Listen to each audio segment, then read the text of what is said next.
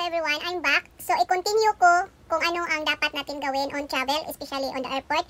Dahil on my one video na sinabi ko doon about her straightener, actually that's not the hotel. Okay, that's not the hotel. That's if you are a traveler and sumasakay ka ng eroplano, talagang siguraduhin mo talaga na wala kang dalang mga naka-charge na mga hair straightener. Dahil experience ko yan when me and Ate Zini in Hokkaido, talagang nung pagpunta namin doon sa Hokkaido, talagang nakapasok yung hair straightener ko na chargeable, no? From Narita Airport to Hokkaido. So, anong tawag doon na airport? Nakalimutan ko.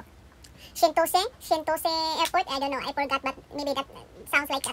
So, pabalik na kami dito sa Narita, doon na hold yung hair straightener ko at naiwan talaga. Dahil yung hair straightener ko, that is a chargeable. Kumbaga, i-charge siya and then hindi siya pwedeng i-check-in at hindi siya pwedeng i-hand carry. Talagang naiwan talaga siya. And talagang, ang nakakaloka pa doon, hindi yun akin. No? Talagang pinahiram lang yun sa akin ng anak ko.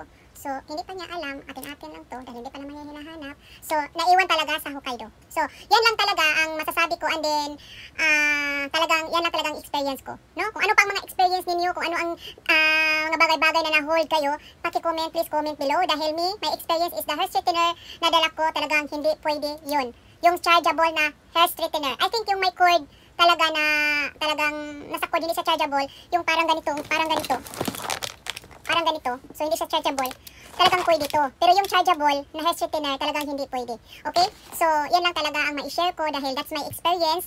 So, baka sayang din, baka mahal yung, lalo na yung mga refa na mga hair straightener, no? Ang mahal-mahal niya, lapad-lapad at iwanan lang sa airport. Talagang napakasayang, kaya buti na lang, hindi yung refa ng anak ko ang hiniram ko.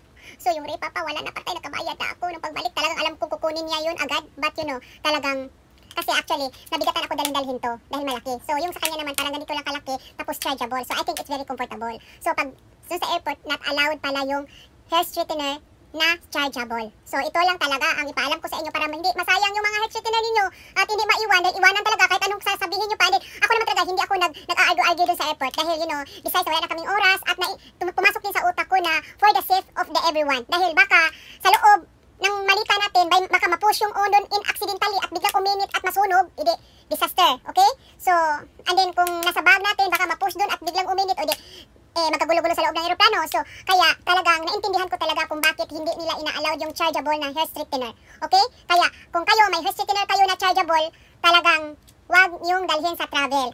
And this one, talagang pwede pa tong ganito na magdala kayo ng ganito, basta i-check-in nyo lang, wag nyo i-hand carry, check-in nyo lang, talagang pwede to. So, wag lang yung chargeable. Dahil yung chargeable na hair straightener, talagang hinuhold talaga at naiwan sa Hokkaido Airport. Okay? So, and that's all, everything, everyone. Dahil mayroon akong sinasabi dun sa the last of my video about hotels, rules, and regulations, about the charge, the hotel, na hindi pwede na yung ganon. That is the airport rules. That's not the hotel. Clear ko lang, that's not the hotel because the hotel is, wala namang problema na magdala ka ng hair straightener dun. No?